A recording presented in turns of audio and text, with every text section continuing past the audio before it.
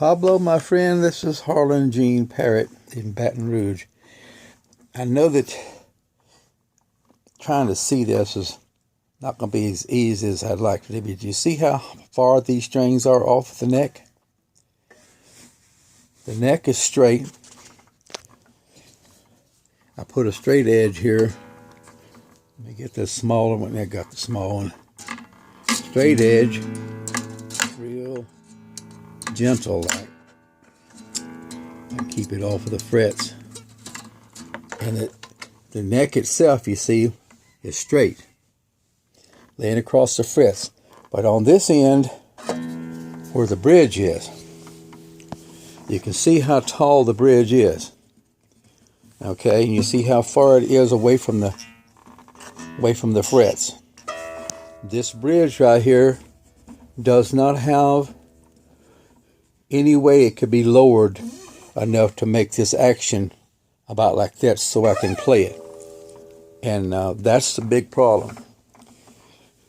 And the way that the strings come across the bridge rather, the strings come across at an angle as you see. So if you lower this bridge and try to lower it plumb on down to the wood, or however far out you want to lower it, this right here would not have any string tension across the bridge, and it would lose the pickup. And so you see how far it is off of the neck. Let's take a look at that. For a fingerstyle guitarist, you see what type of problem I'm having. See that? It's just too high off the neck. And like I said, you cannot, a luthier, there's no way that you could lower this bridge nut right here low enough to make this action playable for a fingerstyle guitarist. I've got a ruler here. This is a fret ruler. This right here is a regular ruler. This is straight edge also. And if you look at it, if you can see it, let's see.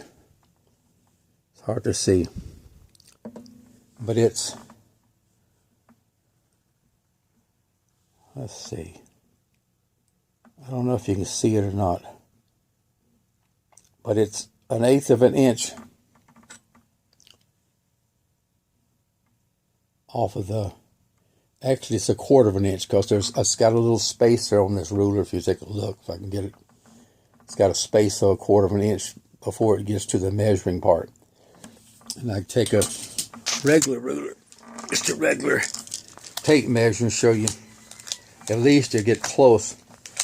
But that's the problem I'm having.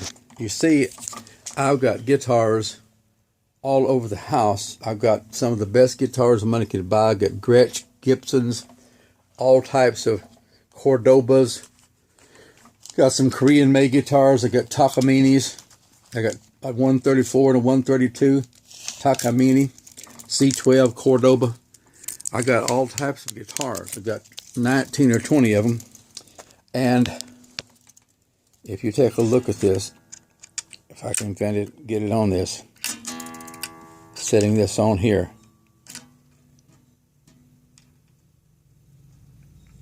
you can see it's a